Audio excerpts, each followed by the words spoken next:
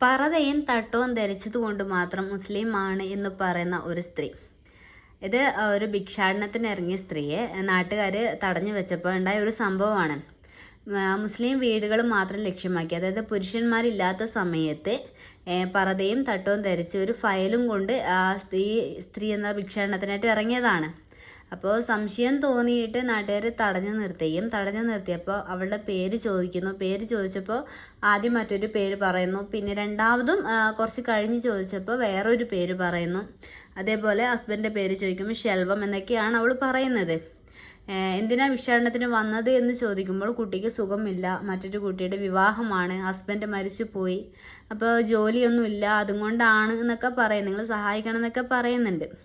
പക്ഷേ അവൾ തട്ടമിട്ട രീതി കണ്ടപ്പോൾ തന്നെ നാട്ടുകാർക്ക് സംശയം തോന്നുകയും അവർ ഒരു വെറുതെ എങ്കിലും അവർ ചോദിക്കുന്നുണ്ട് എത്ര നിസ്കാരമുണ്ട് എന്ന് ചോദിക്കുമ്പോൾ തന്നെ അവൾക്ക് അതിന് ശരിയായ ഒരു മറുപടിയില്ല. പകരം അവൾ പറയുന്ന മറുപടി ഞാൻ പുതിയതായിട്ട് ചെയ്യുന്നതാണ് എന്ന്. എന്താണ് പുതിയതായിട്ട് ചെയ്യുന്നതെന്ന് അറിയത്തില്ല. അതേപോലെ അള്ളാഹു എന്ന് പറയാൻ പറഞ്ഞപ്പോൾ അതുപോലും അവൾക്ക് വൃത്തിയായി പറയാൻ പറ്റുന്നില്ല എന്നതാണ് വാസ്തവം.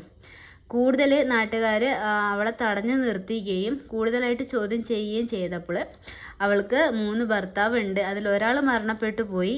അതേപോലെ 5 കുട്ടികളുണ്ട്, അതുകൊണ്ട് ജോലിക്ക് പോകാൻ പറ്റുന്നില്ല, അതുകൊണ്ടാണ് ഇത്തരം കാര്യങ്ങൾക്ക് ഇറങ്ങിയത് എന്ന് അവൾ രണ്ടാമതും പറയുന്നുണ്ട്.